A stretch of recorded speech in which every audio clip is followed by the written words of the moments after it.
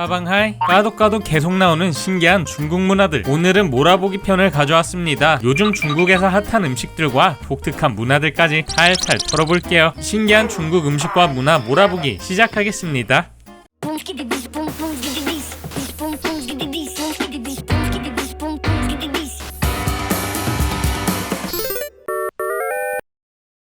짜자잔! 중국인 중에는 유독 앞니가 벌어진 사람이 많은데요. 여기에는 비밀이 숨어 있습니다. 중국 국민 간식 해바라기씨, 일명 꽈즈. 대부분의 중국인은 꽈즈 처돌이죠. 가정집에서는 꽈즈가 떨어지지 않도록 구비하는 게 일상이고요. 식당, 버스, 길거리 등 가리지 않고 어디서든 먹는다는 영화 범죄도시에서도 조선족 장첸이 꽈즈를 먹는 장면이 나오죠. 이거 보세요.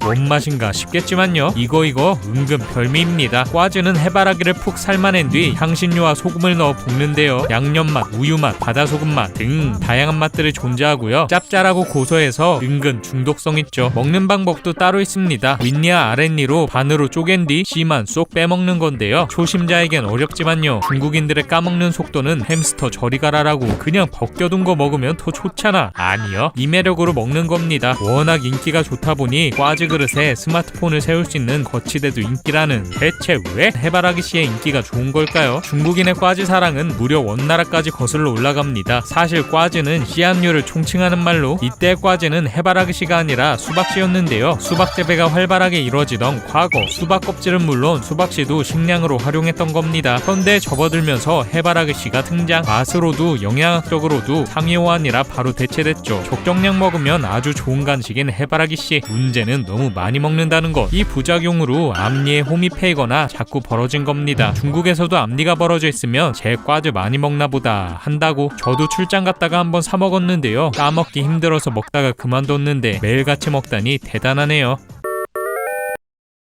칭따오, 하얼빈, 상하이, 광저우 등에서 유행처럼 번지고 있는 이색 카페가 있습니다. 바로 중국 전통 의학커피, 중의학커피. 중국과 서양의 콜라보로 커피의 중의학재를 접목시킨 건데요. 현재 수많은 중의학 브랜드가 커피 브랜드와 제휴하거나 자체적으로 브랜딩을 하면서 중의학커피 바람이 일고 있죠. 눈길을 끄는 메뉴들이 가득합니다. 자라젤리 커피, 홍경천 라떼, 구기자 라떼, 개여주 아메리카노, 금은화 콜드브루, 잉모초 로즈 라떼, 산사제피 아메리카노. 듣기만 해도 건강해지는 느낌의 음료들. 인기 있는 카페의 시그니처 메뉴는 하루 1000잔도 넘게 팔린다고. 물론 커피만 있는 건 아니죠. 컨셉도 제대로 살렸습니다. 중약방을 그대로 재현한 인테리어. 외관은 영락없이 약방으로 보이는데요. 들어서면 약재 목록이 가득 걸려 있습니다. 저울에 약재 대신 커피콩을 달아놓는다는. 주문 시 간단한 처방 후에 음료를 조제하고요. 컵에 내복 커피 1회 1잔, 필요시 중복 복용 가능 등의 처방 문구도 붙여놓습니다. 최근엔 진맥도 봐주는 카페도 생겼다고. 그래서일까요? 중약 커피는 처음이다, 커피와의 조합이 의외로 괜찮다, 야근할 때 최고다 등 몸에 좋은 커피라며 반응이 뜨겁습니다. 사실 약방 콜라보 마케팅이 성공한 건 이번이 처음은 아닙니다. 2021년쯤 중국 현지에서 큰 인기를 끌었던 중약 밀크티. 약국에서 중국 전통 의학 컨셉의 밀크티 가게를 열어 대박이 난 건데요. 제비즙, 꾹꾹이자 등 보양재료를 넣은 밀크티를 선보여 SNS에 단골로 등장했죠. 지난 2년간 밀크티가 한번 휩쓸고 간 자리에 커피가 등판한 거라는. 여기에는 이유가 있습니다. 중국에선 나이를 불문하고 양생을 목표로 건강 가치를 중요하게 여기는 분위기 때문이죠. 특히 코로나 사태를 겪으면서 중약 성분이 바이러스 예방 및 치료에 도움을 준다는 전문가들의 소견도 한몫했는데요. 남녀노소 할 것 없이 중약 카페가 성지가 되면서 인기몰이를 한 거죠.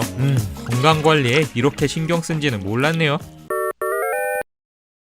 중국이 원조라는 음식들, 나가사키 짬뽕, 라멘, 짜장면, 짬뽕, 만두 뭐 이런 건 인정하겠는데요. 문제는 남의 것도 자기 거라고 우기기 때문. 만물, 중국설, 모든 문화가 중국에서 비롯됐다는 주장인데요. 여기엔 음식도 해당됩니다. 김치를 중국 파오차이의 일종이라고 우기는 것도 그 연장선상에 있는데요. 초반엔 슬슬 눈치 보면서 건드리더니 이젠 대놓고 파오차이를 한국이 훔쳐서 김치로 이름만 바꿨다고 주장하죠. 최근엔 삼계탕도 타깃이 된 거 아시나요? 짜장면과 비슷하게 중국 음식 음식이 한국화된 케이스라는 건데요. 닭을 끓여내는 라오 허징탕이 삼계탕의 기원이라고. 자세히 살펴보지 않아도 이름부터 조리법까지 엄연히 다른 음식이죠. 이걸로 부족했는지 상추쌈도 탐내기 시작했습니다. 중국 사극에 삼겹살국구 쌈을 싸먹는 등 어이없는 장면들이 등장한 건데요. 진짜 그냥 너네 쌈 싸먹엉. 피해자는 우리나라만이 아닙니다. 이건 당나라 시대를 배경으로 하는 드라마. 근데 이 배우들 뭘 먹는 거죠? 피자입니다. 13세기 이탈리아 탐험가 마르코 폴로가 중국에서 맛본 부침개 맛을 잊지 못해 고향에 돌아가 피자를 만들었다는 건데요. 검증되지 않은 낭설일 뿐인데 사실로 믿는 사람들이 많다고. 햄버거도 가만히 둘 순 없죠. 빵 사이에 고기를 끼워 먹는 로우지아모는 중국의 고유 음식인데요. 이 로우지아모가 햄버거의 원형이라는 것. 사실 로우지아모는 빵도 밀가루도 아닌 쌀을 사용했고요. 빵과 고기를 겹쳐 먹는 건 유럽에서도 흔한 일이라 원조라고 보기엔 무리라는 견해가 대세입니다. 대만도 한 방 먹었습니다. 대만을 대표하는 음료 버블티. 아시아는 물론 미국과 유럽에서도 보바로 불리며 전 세계적으로 사랑받고 있는데요. 이건 특별 제작된 프로농구 티셔츠입니다. 문제는 홍보하는 과정에서 버블티가 중국 문화라는 문구를 넣은 건데요. 여기에 대만인들이 분노하는 건 당연한 수순이죠. 참 대단한 나라입니다.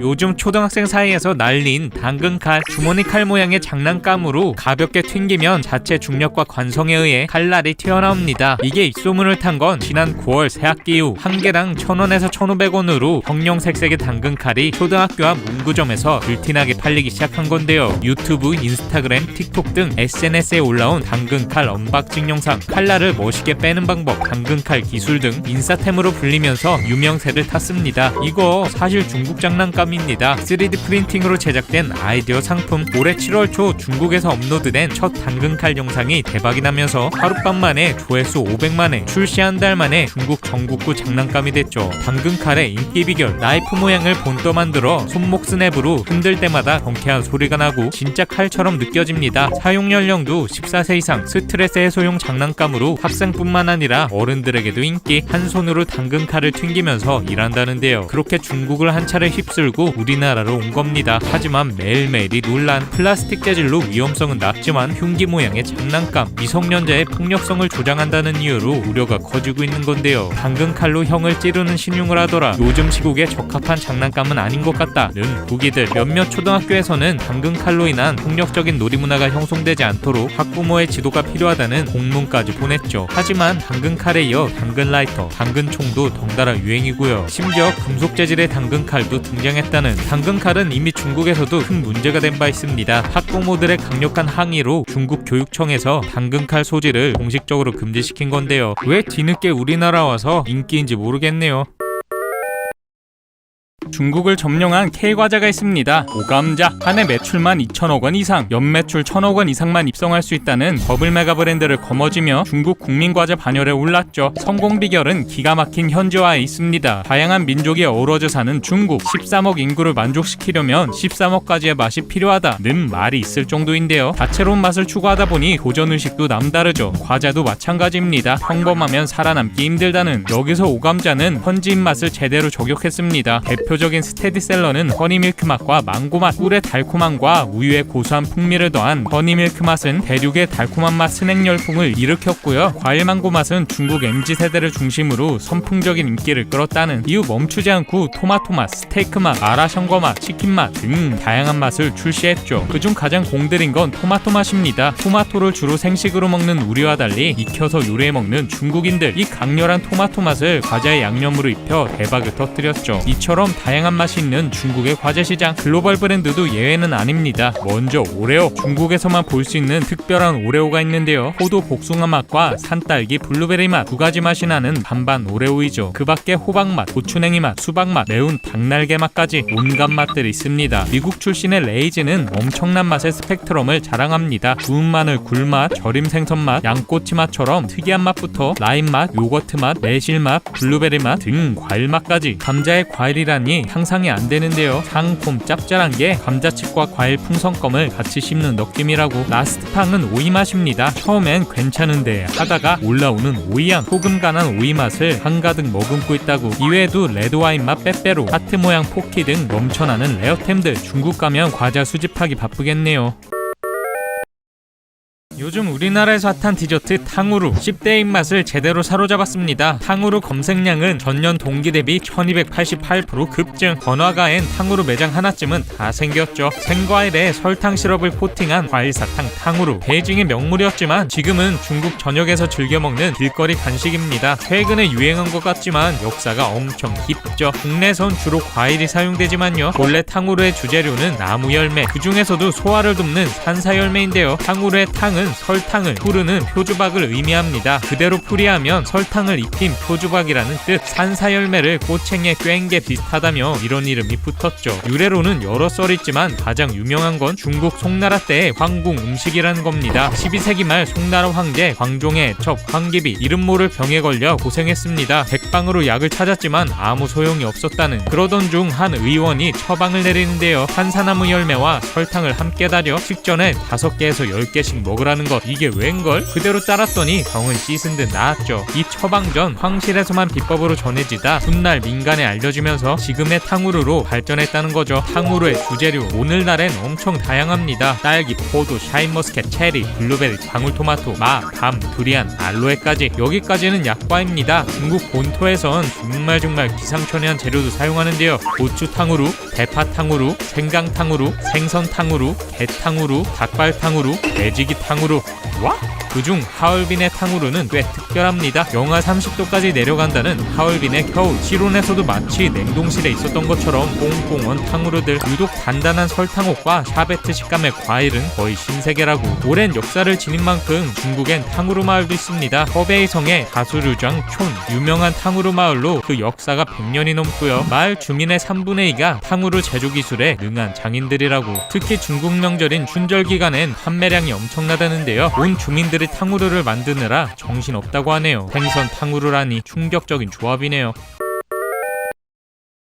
중국은 1인당 음식물 쓰레기 배출이 가장 많은 나라입니다. 2위인 인도를 넘사벽으로 앞서는데요. 음식 낭비가 만연한 나라, 나름 이유는 있습니다. 중국인들은 식사를 할 때 남기는 게 미덕이라 여기는데요. 집에 초대를 받으면 음식이 모자라지 않았다는 걸 표현하는 의미로 음식을 꼭 남기고요. 식당에서 대접할 때도 남길 정도로 많이 시켜야 제대로 대접했다고 생각합니다. 이런 관습이 더해져서 음식물 쓰레기 문제는 나날이 악화되고 있죠. 이에 중국 정부가 칼을 뽑아들었습니다. 음식 낭비를 단호히 막겠다는 것. 국민들도 캠페인을 벌였는데요. 일명 빈그릇 운동. 먹을 만큼만 주문해 음식을 남기지 않는 거죠. N-1 캠페인도 있는데요. 총 인원보다 적은 양의 음식을 주문하도록 유도하는 것. 예를 들어 4명이 오면 3인분만 주문을 받는 식이죠. 뭐든 적당한 게 좋은 건데 손님의 체중을 재고 몸무게에 맞는 음식을 제공하는 식당까지 나타나서 논란이 되기도 했습니다. 뭐니뭐니 해도 음식 낭비의 대명사는 먹방이 아닐까요? 이것도 당연히 강력한 규제의 대상이 됐습니다. 먹방을 하면 하나로 최대 1,700만 원의 벌금을 먹이겠다는 것. 그렇게 중국 동영상 플랫폼에서 먹방 영상이 사라졌다는. 그러나 도저히 먹방을 포기할 수 없었던 틱토커들. 색다른 먹방이 등장하게 되는데요. 음식 대신 물을 선택했습니다. 신기한 물을 마시는 물 먹방. 알록달록한 색깔의 물을 온갖 컵에 담아서 마시는 거죠. 이게 좀 인기를 끌자 나타난 주사기 먹방. 크기별로 준비된 주사기 속의 물을 순서대로 마십니다. 여기에 얼음 먹방까지 등장. 돈 벌기 힘들죠? 뭐? 여기까진 괜찮습니다. 결국 술 먹방이 등장했으니 적당히 마시는 게 아니라 주량을 과시하면서 엄청난 양의 술을 마시는데요. 도수가 높은 고량주, 수십 병의 맥주 등 가리지 않습니다. 실제 술인 걸 증명하기 위해 술에 불까지 붙인다는.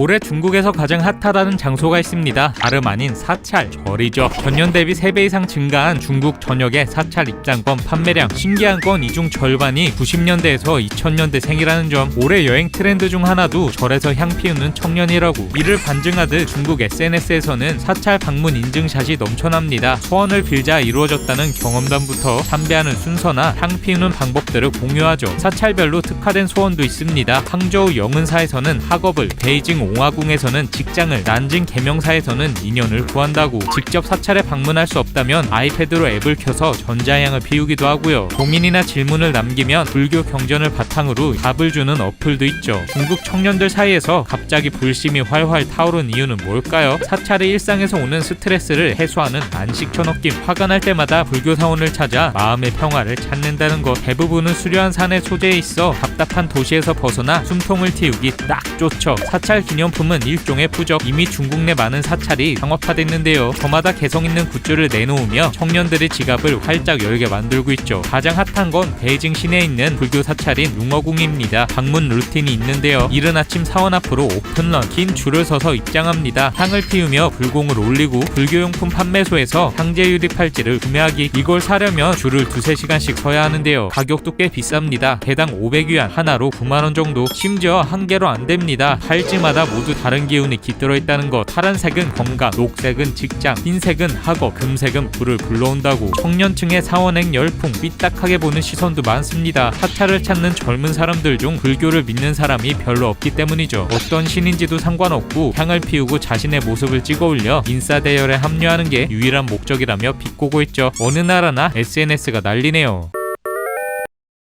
치킨엔 맥주, 삼겹살엔 소주, 양꼬치엔 칭따오. 2016년쯤부터 유행한 이 말. 이제는 양꼬치를 먹을 때 칭따오가 빠지면 섭섭한 느낌이죠. 정말 중국 사람들은 양꼬치에 칭따오를 먹을까요? 그렇지만은 않습니다. 먼저 지역별로 선호하는 맥주가 다른데요. 칭따오에서는 누구나 칭따오 맥주를 마시지만요. 베이징은 옌징 맥주, 동북 지역은 하얼빈 맥주, 중서부에선 충칭 맥주를 마시죠. 지역 브랜드에 대한 충성도도 있고요. 특정 지역에서 생산된 맥주는 해당 지역 내에서 소비하는 게 일반적이라는. 그럼 양꼬치의 칭따오 조합이 국룰인 건 맞을까요? 사실 중국에서는 이 조합을 딱히 특별하게 여기진 않습니다. 바다에 인접한 항구 도시 칭따오. 실제 칭따오 사람들은 양꼬치보다 도시의 특산물인 바지락을 최고의 안주로 쳐주죠. 여기서 빼놓을 수 없는 조합은 봉지 맥주입니다. 말 그대로 비닐봉지에 맥주를 담아주는 건데요. 당일 아침에 만든 신선한 맥주를 원하는 만큼 비닐봉지에 담아서 파는 독특한 문화로 방부제가 첨가되어 있지 않아 진하고 신선하다고 하죠. 여기에 굴소스로 매콤하게 볶아낸 바지락 볶음을 안주로 먹는 게 극락이라고. 결론, 양꼬치의 칭따오는 우리나라에서만 국룰 조합이다.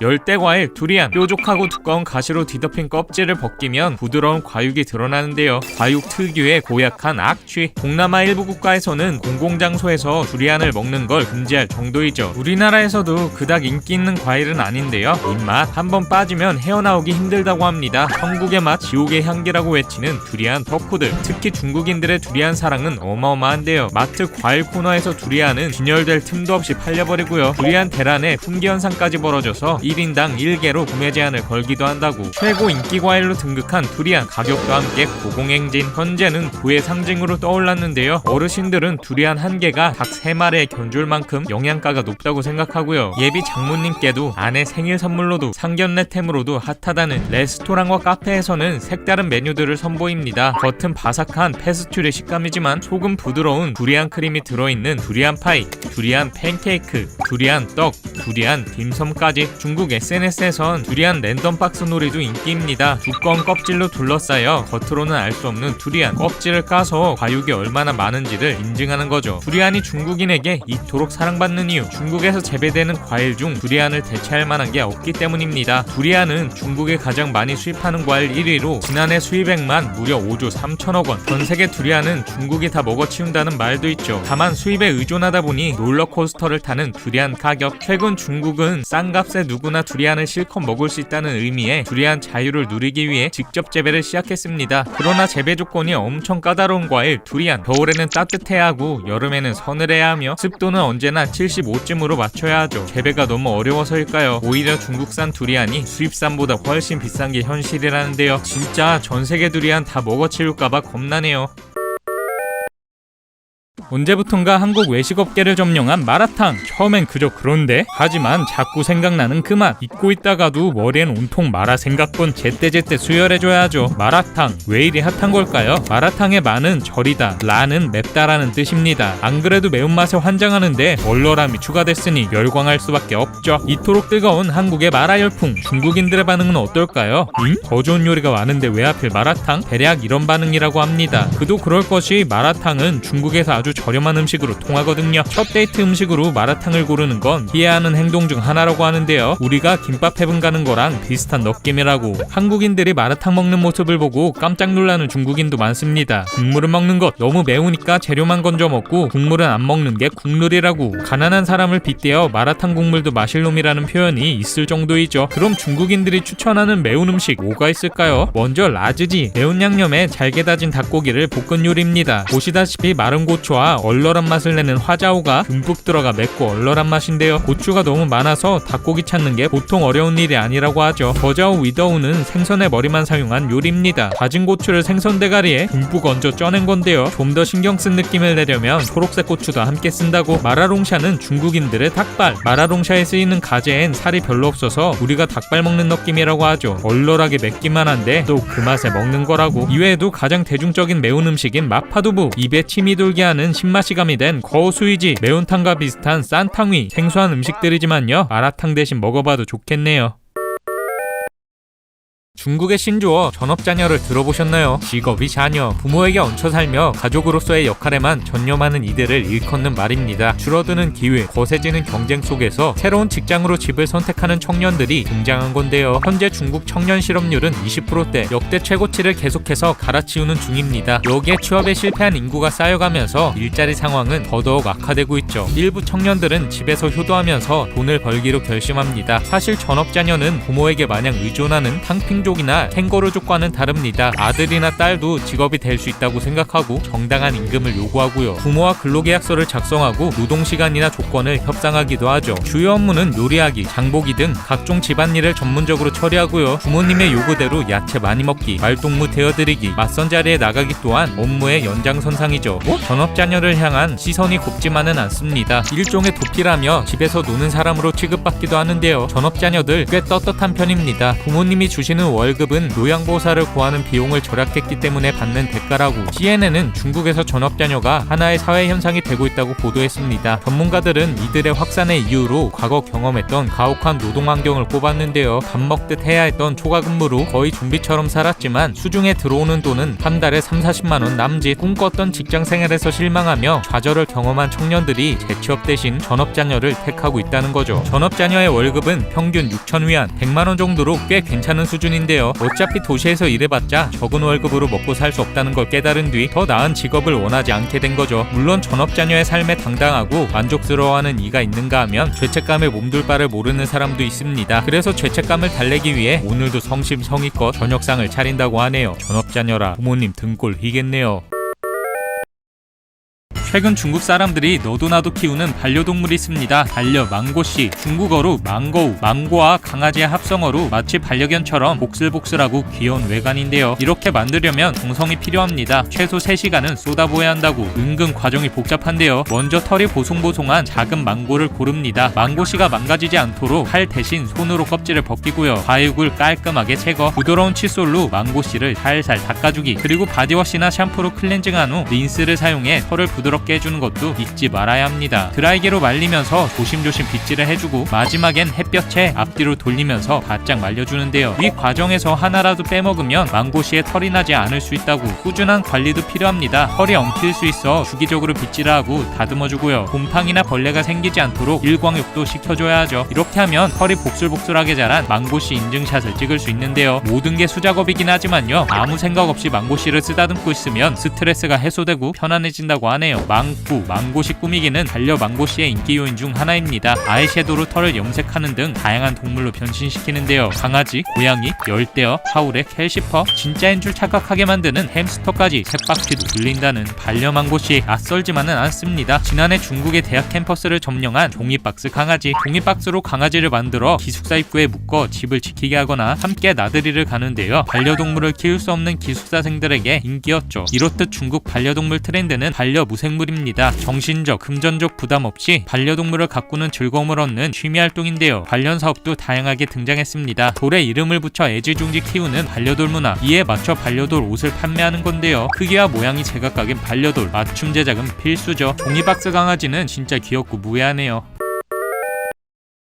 다리 내딸린 건 책상 빼고 다 먹는다. 온갖 재료 다 먹는 중국도 기피하는 음식은 있습니다. 생선회나 육회와 같은 날 것. 중의학에서는 뭐든지 익혀 먹는 게 좋다는 게 상식. 가열 조리 과정 없이 생으로 먹는 건 위험하다고 생각하죠. 날 것뿐만 아니라 찬 것도 싫어하는데요. 물은 뜨겁게 차로 마시고요. 무더운 여름에도 미지근한 맥주를 즐기죠. 최근에는 스시 등 회문화를 받아들이는 추세라고 해도 여전히 마이너한 시장이긴 합니다. 이런 분위기 덕에 뭐든 튀겨 먹는 문화가 생겼다는 것. 중국 요리하면 지지고 복구, 불맛이 생각나잖아요. 딱 떠오르는 것만 해도 새우볶음밥, 라즈지, 꿔바로우. 한국식 중화요리인 짜장면이나 짬뽕도 기본은 기름이죠. 중국 요리의 80%가 기름을 사용한다는 말이 괜히 나온 게 아닙니다. 신선한 야채라도 그대로 먹기보단 일단 기름에 볶고보는데요. 중국인들은 이걸 데친다고 표현하죠. 이렇게 기름진 요리가 발달하게 된 이유 하나 더 있습니다. 바로 수질 때문. 한국과 달리 석회질이 많은 중국의 식수. 깨끗한 물을 상시로 구하기가 힘들었는데요. 팔팔 끓여도 물에서 나는 흙내를 지울 수는 없었죠. 그래서 볶음, 찜, 튀김처럼 물을 적게 쓰는 조리법이 발달했고요. 기름을 사용하면 단시간의 고온으로 재빨리 볶아낼 수 있어서 경제적이었죠. 기름이 흔했던 환경도 한몫했습니다. 물론 기름을 넣으면 맛있어지니까 음식에서 빠지지 않았죠. 이렇다 보니 중국인들의 식용유 사랑은 세계 최고입니다. 대형마트에서 매출 1위 품목이 쌀이나 라면인 한국과 달리 중국은 단연 식용유이고요. 가정에서 3-4리터 사이즈는 기본으로 사용, 5리터짜리 식용유도 널렸죠. 사은품 인기템 1위도 식용유라는. 휘발유 가격이 오르는 건 참아도 식용유 값이 오르는 건 못 참는 게 중국인이죠.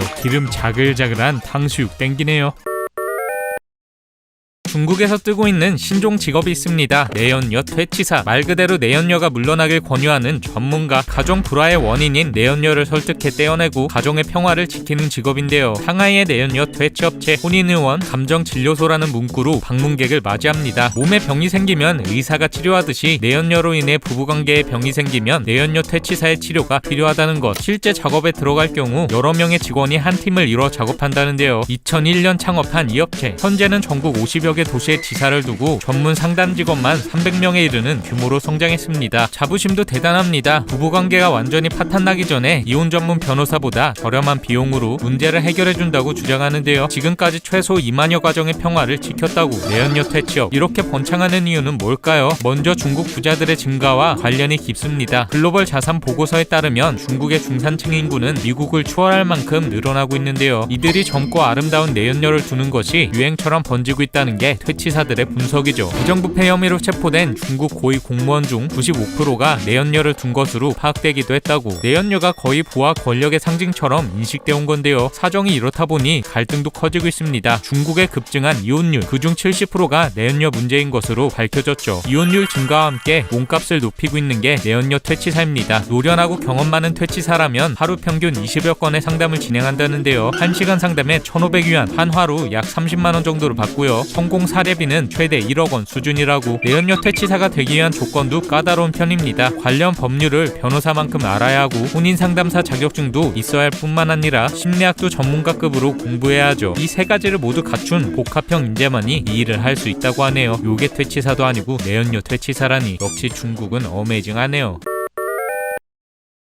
대륙에는 각 도시를 대표하는 로컬 음료가 하나쯤은 있습니다. 대표적인 건 시안의 핑펑. 달달하고 시원한 오렌지맛 탄산음료로 시안 사람이라면 누구나 다 아는 넘버원 음료수죠. 해마다 3억 개씩 팔려나가며 연평균 30병씩 핑펑을 마신다는 시안 사람들. 여기서만큼은 코카콜라도 핑펑에 밀려 힘을 못 쓰는데요. 시안 시내에서 핑펑이 10상자 팔릴 때 코카콜라는 한 상자가 팔린다고. 코카콜라도 가만히 있진 않았습니다. 용량을 늘리고 가격을 낮추는 등 끊임없이 도전했지만요. 시안 사람들의 핑펑에 대한 애정을 바꾸지는 못했죠. 1953년에 처음으로 세상에 선을 보인 핑펑은 60여 년간 꾸준히 사랑받고 있습니다. 한타랑 뭐가 달라? 싶지만요. 느끼한 중국 음식과 궁합이 딱 좋죠. 현지인들이 가장 많이 먹는다는 야식 삼진 세트. 옛 진나라 땅에서 유명한 세 가지 음식이라는 의미인데요. 로지아모, 량피, 핑펑의 조합. 먼저 로지아모. 여기서 지아는 끼워 넣는다는 의미. 빵을 반으로 갈라 그 안에 양념과 함께 다진 고기를 넣어 먹는 음식인데요. 장조림 맛이 난다고 하죠. 량피는 쌀로 만든 면에 오이와 식초, 고추기름을 넣어 비벼먹는 차가운 면 요리입니다. 사계절 내내 즐겨 먹는 음식인데요. 봄에는 춘곤증을 예방, 여름에는 더위를 물리치고요. 가을에는 습기 제거, 겨울에는 몸을 따뜻하게 만들어준다고. 이 조합의 라스트 팡이 바로 핑펑입니다. 로지아모와 량피로 느끼해진 속을 싹 씻어주는 환상의 조합이라고. 이렇듯 핑펑은 단순한 음료수가 아닌 하나의 문화입니다. 시그니처는 변함없는 200ml 유리병. 나름 변화도 시도한 적은 있습니다. 기존 유리병 대신 페트병 포장도 하고 맛도 개선한 제품을 출시했었는데요. 몇십 년 동안 유리병에 든 빙펑만 마셨던 시안 사람들. 새로운 빙펑엔 손이 가지 않아 매출은 급락했죠. 그러자 부랴부랴 다시 유리병으로 출시했다고. 뭔 맛인지 한번 먹어보고 싶긴 하네요. 중국 연예인 소득 딴 세상처럼 느껴질 만큼 천문학적인 액수입니다. 중국 현지 제작자들은 정상 범위를 한참 벗어났다고 한탄하는데요. 전체 제작비에서 배우들 출연료 비중은 적게는 50%, 많게는 80%. 제작비를 전부 출연료에 몰빵하니 프로그램 질 저하로 이어질 수밖에 없죠. 발연기라도 인기만 있으면 장땡인게요. 어차피 더빙으로 진행되는 중국 드라마 대사 외우기도 귀찮아 입만 뻥긋뻥긋 촬영하는 사람도 태반이죠. 중국에서 연예인 하기 개꿀 아님? 노 나름의 고충이 있습니다. 뒤에 중국 미디어 산업규제기관인 광천총국이 도사리고 있거든요. 우리나라의 방통위 같은 개념이지만 그 권한은 상상을 초월합니다. 사회적 무리를 일으키거나 일탈 행위를 저지른 연예인들을 주기적으로 퇴출하며 연예인 기강을 잡아온 건데요. 사상 통제를 강조할 때도 연예인을 타겟으로 삼는 일이 비일비재하죠. 광천총국이 새로운 연예사업 규제 조항을 발표할 때면 사시나무 마냥 벌벌 떠는 중국 연예계. 요즘 중국은 유역비, 연걸, 공리 등 외국 국적을 가지고 중국인처럼 활동하는 연예인에 대한 거부감이 확산하고 있습니다. 이에 광천총국은 영화 드라마 엔딩 크레딧에 출연자의 국적 표기를 의무화시켜버리는데요. 대만, 홍콩 출신도 마찬가지 100% 중국인이 되겠다며 외국 국적을 포기하는 연예인들도 속속 나오고 있죠. 정확한 미적 기준을 세우겠다며 외모까지 간섭하기도 합니다. 신세대가 불건전 문화의 영향을 받아선 안 된다며 외모 검열에 정당성을 부여하는데요. 예를 들어 남자가 귀걸이를 착용했다면 뒷볼주의를 모자이크 처리해 방송하죠. 과거의 잘못이 발목 잡는 케이스도 있습니다. 20년 전 논란 때문에 프로그램 강제 하차는 물론 연예계에서 퇴출당한 케이스들이 있죠. 뭐니뭐니 해도 가장 무서운 건 기록 말살형 처벌 아닐까요? 프로필, 사진, 영상 등 한 인간의 인터넷상 흔적이 하룻밤새 모두 사라지는 것. 이름을 검색해도 아무것도 안 뜨고 모든 작품의 출연 내역이 삭제되죠. 이외에도 육아에는 연예인 인기 차트, 오디션 프로그램 전면 폐지, 미성년자가 연예인에게 돈을 쓰는 행직 금지, 팬덤 간의 싸움 금지. 안 되는 것 투성이. 많이 벌어도 발 한번 헛디디면 나락가는 중국 연예계. 지뢰밭이 따로 없네요. 다리 4개 달린 건 책상 빼고 다 먹고 날개 달린 건 비행기 빼고 다 먹는다. 네, 중국 얘기입니다. 정갈꼬치, 벌레 간식들 뭐 이런 것들은 중국인들도 잘 안 먹는 관광객용 어그로 음식들이고요. 중국인들도 음식으로 취급해주는 신기한 음식들을 살펴보겠습니다. 먼저 제비집 수프. 제비집 수프는 황제들이 즐겨 먹었던 고급 중에 고급인 중국 요리입니다. 칼새의 분비물로 만들어진 둥지제비집. 맛은 어떻냐고요? 그냥 무맛, 아무런 맛이 나지 않는다고. 지미무미, 최고의 맛이 아무 맛도 안 나는 거라 라고 하네요. 이건 귀령고, 까매서 특이한데 질감은 푸딩과 흡사한 이것. 정체가 뭘까요? 거북이 등껍질 젤리. 자라나 거북이 등껍질을 고아내면 콜라겐이 우러나와 젤리처럼 탱글해지고 이걸 요리로 만든 겁니다. 생긴 대로 엄청나게 써서 시럽이나 꿀을 곁들여 먹는 게 디폴트라고 하죠. 신선한 재료를 구하기 힘들었던 과거, 발효 음식도 발달했습니다. 최악의 냄새로 유명한 피단과 쥐두부가 있죠. 피단은 오랜 보관을 위해 진흙을 발라 숙성한 새알인데요. 달걀, 오리알 등등 새알이라면 뭐든 상관없습니다. 식감은 녹진하고 진한 맛인데 비릴 수 있어서 특제 양념을 끼얹어 먹는다고. 냄새나는 음식 중 압권은 역시 취두부입니다. 두부를 소금에 절여 장시간 삭힌 건데요. 냄새가 지독해서 한 번 맡으면 잊기 힘들다고 하네요. 다음은 취하. 행하도 아니고 뭐냐고요? 취한 새우입니다. 새우에게 술을 잔뜩 먹이는 건데요. 새우를 산채로 알코올에 담그는 방식이라 잔인하다는 논란이 많죠. 냉면도 그냥 안 먹고요. 구워 먹습니다. 일명 냉면구이. 고기도 소, 돼지, 양? 평범한 고기는 재미없습니다. 당나귀 고기. 하늘에는 용고기, 땅에는 당나귀 고기라는데 별미 중에 별미로 통한다고. 통닭도 함부로 먹으면 안 됩니다. 비둘기일 수 있다는. 장점이자 단점은 크기가 작다는 건데요. 양이 적은 사람도 1인 1비둘기 가능하다고. 통닭처럼 보여도 닭인지 비둘기인지 꼭 확인하고 드십시오. 라스트팡은 황소개구리. 뭐 개구리 먹는 나라는 많지 않아?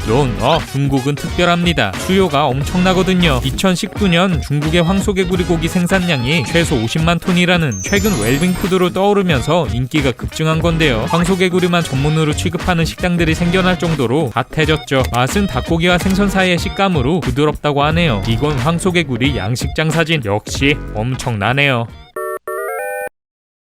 중국 극한 직업만 있는 건 아닙니다. 꿀알바도 넘쳐난다고요. 먼저 놀이기구 체험 담당자. 주요 업무는 놀이기구 타기. 방문객이 최상의 경험을 할 수 있도록 직접 체험한 후 보고서를 작성하면 되는데요. 자격 요건은 두려움, 고소공포증, 심장병이 없는 사람이라고 하네요. 호캉스를 즐기며 돈을 벌 수 있는 직업도 있습니다. 호텔 수면 테스터, 시트립, 쉬날 같은 중국 대표 여행 플랫폼에서는 호텔 수면 테스터를 고용. 중국 각지의 호텔로 파견해 객관적인 숙박 후기를 이용자들에게 제공하는데요. 이들은 호텔의 일반 1박 정도 머물며 침구, 에어컨, 내부 환기 상태 등 객실의 전반적인 컨디션을 평가합니다. 프로 수면 테스터라면 대기업의 관리자급 수입에 2배까지 올릴 수 있다는데요. 비싼 호텔에서 무료로 투숙하면서 돈까지 벌 수 있다니 인기가 많을 수밖에 없죠. 최근 중국의 한 호텔에서 수면 테스터를 3명 고용했는데 이때 경쟁률이 무려 2300대 1이었다고. 사망사건 등 흉사가 있었던 집, 대부분 이런 집을 꺼리지만요. 중화권에서는 더욱 심각한 문제가 됩니다. 그냥 팔지 못한다고 보면 된다고. 그래서 등장한 이색 직업이 흉가 검사관입니다. 주요 고객은 흉가를 팔고자 하는 집주인, 부동산 중개업자, 그리고 흉가를 저렴하게 샀지만 그 집에서 차마 잠들지 못하는 사람들인데요. 흉가 검사관은 24시간 동안 집에 머물며 집안 곳곳을 확인하고 사진으로 남겨둡니다. 특정 시간에는 의뢰인과 영상통화를 하며 집에 귀신이 없다는 것을 증명하고요. 요구에 따라 특정 장소에서 잠을 자야 하죠. 급여는 보통 1분당 1위안, 시급으로 치면 60위안으로 중국 평균 최저시급 20위안의 3배이고요. 24시간이면 1440위안, 하루에 약 26만원 정도를 보수로 받죠. 약간의 담력만 있다면 별다른 기술이 필요 없다는 게 큰 장점이라는. 중국은 백인 외국인에게야말로 꿀알바가 넘치는 천국입니다. 외국인 대여 산업 덕분인데요. 이들은 주로 회사의 인터내셔널한 대외적인 이미지를 위해 채용됩니다. 외국인이 행사장에 얼굴을 비추는 것만으로도 브랜드의 이미지가 높아진다고 믿는 거죠. 기업 홍보 직원이 강조하는 자격 요건은 가능한 한 이국적인 외모여야 한다는 것. 검은 눈과 검은 머리는 절대 금지. 큰 키에 하얀 피부, 금발의 파란 눈을 선호하죠. 회의장이나 리본 커팅 시 기자회견 등에 그냥 앉혀두는 건데요. 만약 식사 자리에 참석자로 동원된다면 맛있게 밥만 먹으면 되는데 지급은 1000위안, 18만원으로 엄청 짭짤하다고. 전부 꿀알바 인정이네요. 키위하면 떠오르는 나라 뉴질랜드. 그러나 키위는 뉴질랜드 토종과일이 아니라는 사실 아셨나요? 키위의 본래 영어 이름은 Chinese gooseberry. 네, 키위의 원산지는 중국입니다. 양쯔강 유역에서 토종 키위를 재배해온 중국. 12세기 송나라 때부터 기록에 등장할 만큼 역사가 오래됐습니다. 중국어로는 리오타오, 리오우는 짧은 꼬리 원숭이를 뜻하는데요. 이 원숭이가 키위를 좋아한다고 해서 붙은 이름이죠. 그럼 어쩌다 뉴질랜드의 대표 상품이 된 걸까요? 지금으로부터 120년 전 1904년 뉴질랜드 선교사 이사벨 프레이저는 중국 양쯔강 유역의 한 야산에서 우연히 모양이 예쁘고 향도 독특한 열매를 발견합니다. 이사벨은 열매 씨를 모아 귀국했고요. 서양 까치밥나무 열매 구스베리와 비슷하다며 차이니스 구스베리란 이름을 붙이죠. 한동안 차이니스 구스베리는 정원수로서 그늘을 만드는 용도가 전부였지만요. 1920년대에 들어서자 사람들은 열매의 맛에 주목하기 시작합니다. 그렇게 10여 년간 품종을 개량한 끝에 크기가 크고 당도도 높은 계량과일을 손에 넣게 되죠. 1950년 미국을 상대로 수출에 나서는데요. 예기치 못한 난항을 겪게 됩니다. 미국과 중국의 관계가 크게 악화된 것. 차이니즈라는 이름이 좋게 보일 리가 없었다는, 결국 새로운 이름을 붙여주기로 하는데요. 동글동글한 모양과 갈색 껍질. 뉴질랜드의 국조 키위가 웅크리고 있는 모습과 판박이라며 키프루트라는 새 이름을 붙여줬다는. 그렇게 중국 과일을 들여와 자국 특산물로 만든 뉴질랜드 세계 시장 점유율의 30%를 차지할 정도. 그런데 최근 중국이 여기에 숟가락을 얹으면서 묘한 긴장감을 불러일으키고 있습니다. 중국 내에서 핫한 사업으로 떠오른 골드키위 재배. 실제로 중국 내 골드키위 재배 면적이 뉴질랜드보다 훨씬 넓어졌다는. 뉴질랜드의 키위 브랜드 제스프리는 자신들이 개발한 골드키위를 중국이 무단으로 생산, 판매하고 있다며 법적 조치에 들어갔습니다. 로열티를 지급해야 한다는 입장이죠. 키위를 낳아준 부모와 키워준 부모가 싸우는 아이러니한 상황. 그나저나 여러 번 개량을 거치긴 했지만 키위가 중국에서 시작했다니 신기하네요.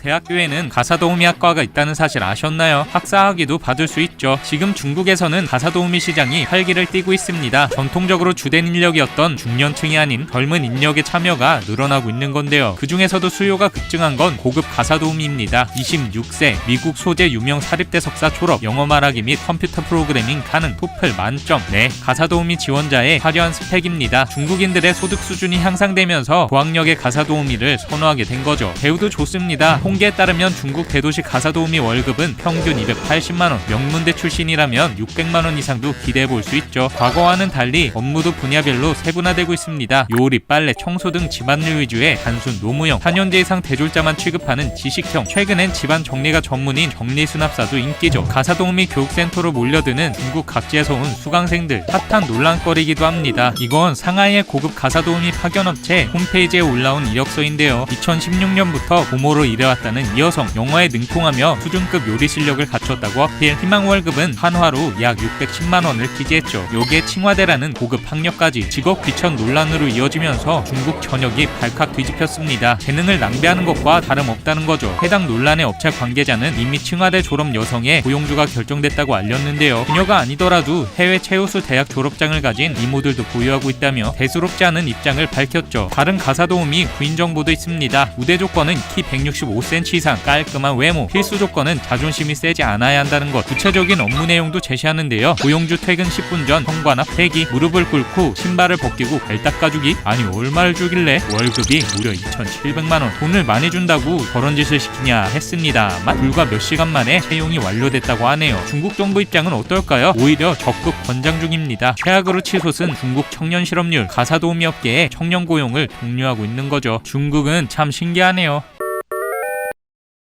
두부 좋아하기로 소문난 중국인들. 중국에선 두부 덕후를 두부당이라고 부르는데요. 중국 사람 10 중 9이 두부당이다. 아무리 먹어도 물리지 않는다. 고기 없이 3일은 살아도 두부 없이는 단 하루도 버티지 못한다 라고 할 정도이죠. 두부를 온갖 방법으로 가공해 먹는 중국. 그 종류만 해도 100가지가 훌쩍 넘습니다. 그중 독특한 두부들을 살펴보겠습니다. 먼저 건두부. 수분기 1도 없이 바짝 말린 딱딱한 두부로 쓰임새가 매우 다양한데요. 물에 불리면 농축된 두부의 맛을 느낄 수 있습니다.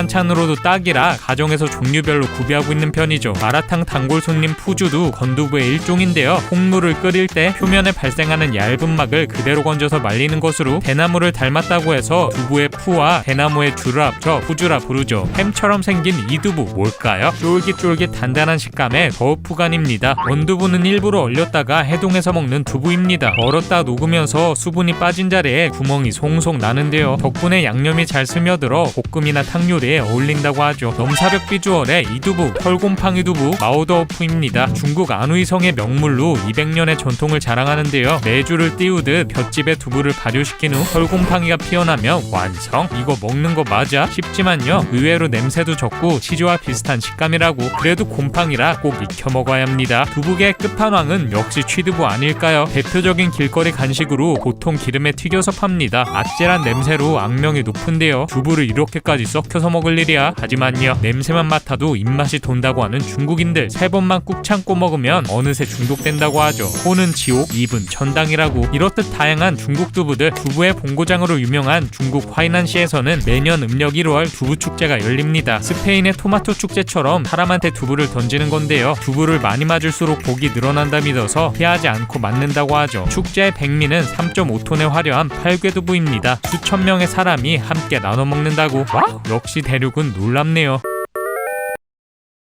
우리나라에서는 인기 폭발이지만 중국에서는 인기 없는 직업 뭐가 있을까요? 의사와 운동선수입니다. 개인 병원에 대한 신뢰도가 떨어지는 중국. 저마다 큰 병원으로 몰려드는데요. 자연스럽게 의사들은 엄청난 업무량을 감당해내야 합니다. 그러나 대부분 비영리 정부기관 소속인 중국의 의사들 평균 연봉은 1,100만 원 수준으로 상당히 낮습니다. 일은 일대로 하고 돈은 쥐꼬리만큼 받아가는 게 현실. 인류대 진학을 앞둔 학생이라면 의대를 기피하게 되는 거죠. 한편 운동선수에 선뜻 도전하지 못하는 이유는 성공할 가능성이 너무 낮기 때문입니다. 넘쳐나는 인구 중에서 국가대표로 선발되는 건 말 그대로 하늘의 별 따기. 선발되었다 해도 수명이 너무 짧습니다. 5만여 명으로 나타나는 중국의 현직 운동선수들. 이 중 매년 3천여 명의 운동선수가 은퇴해 사회에 진출합니다만 적절한 직업을 찾는 건 고작 3분의 1에 불과하다고 하네요. 반대로 의외로 인기가 많은 직업도 있습니다. 톨게이트 수납원. 좁은 공간에서 홀로 일해야 하는 데다가 가진 야근. 월급이 많은 건가요? No. 보너스가 있긴 하지만 기본급여는 3-40만원 정도. 다른 이유가 있습니다. 중국 톨게이트 직원, 우리나라와 달리 공무원입니다. 평생 잘릴 걱정이 없고요. 주택 보조금과 보험 등 여러 방면에서 복지가 좋은 편이죠. 게다가 고객과 마주치는 시간은 5초 남짓. 실내에 혼자 앉아서 일해서 스트레스도 적다고 하죠. 이런 장점들로 한번 입사하면 퇴사하는 직원이 극소수라고 하네요. 의외로 인기 폭발인 직업 다른 하나는 군인입니다. 법률상 징병제 국가인 중국. 사실상 모병제로 운영되고 있는데요. 정원보다 희망자가 많기 때문입니다. 심지어 지원자가 너무 많아서 대졸자 위주로 뽑는다는데요. 군대에 앞다투어 지원하는 이유 뭘까요? 중국에서 군인은 사회적 평판과 대우가 좋은 편입니다. 공무원이 될 수 있는 가장 쉬운 방법인데다 각종 복리후생이 넘쳐나죠. 일단 군대에 가면 의식주가 해결되고요. 전역 후엔 일자리 알선, 일부 대학 등록금 면제 및 국영기업 취업에 가산점 혜택들이 주어지죠. 그 중에서 특히 인기가 높은 보직은 해군입니다. 땅이 넓은 만큼 아직까지 발달하지 못한 시골이 많은 중국, 육군이나 공군은 깡촌으로 자대 배치를 받을 확률이 높지만요. 대부분 해안 도시에 위치해 있는 해군기지 모두 경제적으로 발달한 곳이라 생활에 불편함이 없다고 하죠. 역시 우리나라와는 많이 다르네요. 중국인이 평생 가도 할 수 없는 세 가지 중 하나, 중국 음식을 모두 먹어보는 것. 광활한 땅덩어리와 수많은 민족에 걸맞게 다양한 음식들, 그 가짓수는 짐작조차 안 되죠. 그래도 중국 음식을 설명할 때 통용되는 표현은 있습니다. 남첨, 북함, 동날, 서산. 남쪽은 달고 북쪽은 짜며 동쪽은 맵고 서쪽은 시다라는 말인데요. 명확한 지역별 특색이 존재한다는 것. 특히 광둥은 중국에서도 고급 요리라는 인식이 있습니다. 먹는 것은 광둥에서라고 하는데요. 식재료에 한계를 두지 않아서 각종 신기하고 희귀한 재료를 사용한 요리들이 넘쳐나죠. 지리적으로 한국과 가까운 산둥은 한국식 중국 요리와 관련이 깊은 지역입니다. 과거 한국 화교들이 이 지역 출신들이 많아서 산둥 요리를 변형한 한국식 중식들이 탄생한 건데요. 짜장면의 원형인 작장면도 산둥 음식이라고 하죠. 이슬람 요리는 중국에서 청진이라고 부릅니다. 요리에 돼지고기나 술이 절대 가미되지 않는 할랄 푸드인데요. 무슬림이 아니더라도 청진 요리는 알아주는 편입니다. 아까 소개했던 중국의 매운 음식들, 모든 중국인들이 매운맛을 좋아하는 건 아닙니다. 매운맛에 미친 지역은 따로 있다는 바로 후난. 후난인들은 고추를 좋아해도 너무 좋아하는데요. 그래도 넘사벽은 역시 스촨, 우리에겐 사천으로 불리는 지역이죠. 특히 얼얼한 맛을 즐겨서 마라탕이 스촨을 기반으로 탄생했죠. 할랄 푸드에서 마라탕까지 이렇듯 넓은 스펙트럼의 중국 음식, 전 세계적으로도 잘 스며 있습니다. 비결은 철저한 로컬라이징, 현지 입맛에 맞게 재료와 스타일의 변형을 줘서 또 다른 장르로 개척해온 건데요. 한국에서는 짜장면, 짬뽕, 탕수육이 대표적이고요. 일본의 라멘이 중국 요리 라미엔에서 출발했다는 사실 아셨나요? 지금은 자타공인 일본 요리로 재탄생했죠. 중화면을 볶아내는 야끼소바도 중국의 차오면이 시작이었습니다. 알고는 있었지만 중국 요리는 역시 무궁무진하네요. 중국에만 있다는 직업 뭐가 있을까요? 먼저 악취탐정, 나쁜 냄새가 나는 곳을 찾아내는 직업입니다. 주요 활동 무대는 공장과 공공화장실, 쓰레기장. 나쁜 냄새가 나는 곳이라면 어디든 달려가는데요. 보통 서너 명이 한 팀으로 움직이죠. 악취탐정, 이런 직업이 다 있어? 싶지만요. 나름 환경보호부 소속의 공무원입니다. 냄새의 발원지를 추적하고 공기 샘플을 채집, 확산을 방지하는 역할을 하는데요. 임용 조건은 생각보다 까다롭습니다. 18세에서 45세까지 술, 담배 금지, 후각검사 에서 일반인보다 특출나야 하고요. 근무 중에는 화장이 금지되고 구두약을 바른 구두를 신어서도 안 됩니다. 모두 민감한 코와 정확한 판단력을 위한 것. 일단 채용이 되면 특수 훈련을 거치는데요. 꽃, 땀, 인분 등 5가지의 냄새를 중점적으로 미세한 차이를 구분하는 능력을 탑재하게 된다고. 한국에 치맥이 있다면 중국에는 롱맥이 있습니다. 큰 인기를 끄는 마라룽샤, 가재요리, 가재감별사라는 직업도 있는데요. 가재의 모양, 빛깔, 식감을 기록하고 신선도를 평가하는 일을 한다고 하네요. 인력이 넘쳐나는 중국, 뭐든 대신해준다는 직업들이 있습니다. 사과 전문가, 잘못을 대신 사과해주는 일입니다. 의뢰인의 체면을 세워주고 오해를 풀어주고 마음의 상처를 보듬어주는 이 직업. 사과 대상이나 난이도에 따라 가격이 다르게 매겨진다고 하네요. 흥정, 대리인, 소비자들이 능수능란한 상인의 상술에 속지 않도록 적절한 가격으로 흥정해주는 직업입니다. 흥정 대리인은 물건값을 열심히 깎은 뒤 수고비로 깎은 금액의 30% 정도를 받는데요. 고가품을 사려는 고객을 만날수록 수입이 높아진다고 하네요. 중국 음식점에 가보면 메뉴판에 사진이 없고 글자로만 적혀있는 경우가 많은데요. 당최 무슨 요리인지 알기 어렵죠. 음식 주문사들은 이런 불편을 느끼는 사람들을 위해 대신 음식을 주문해주는 일을 합니다. 메뉴는 물론 원재료, 산지, 특성 등 세부사항을 술술 외울 수 있어야 하고요. 미리 손님의 식성을 파악해 입맛이 까다로운 미식가들까지 만족시켜야 하죠. 장례식, 문상객, 장례식을 치러야 하는데 친척들이 멀리 있어 참석하지 못하거나 고인이 많은 이들에게 사랑받은 사람이라는 인상을 주기 위해 상주들은 장례식 문상객을 고용하곤 합니다. 보통 단체 그룹으로 계약을 하는데요. 계약이 성사되면 장례식장에서 울고 슬퍼하며 연기를 제대로 해준다고 하네요. 별의별 직업이 다 있네요.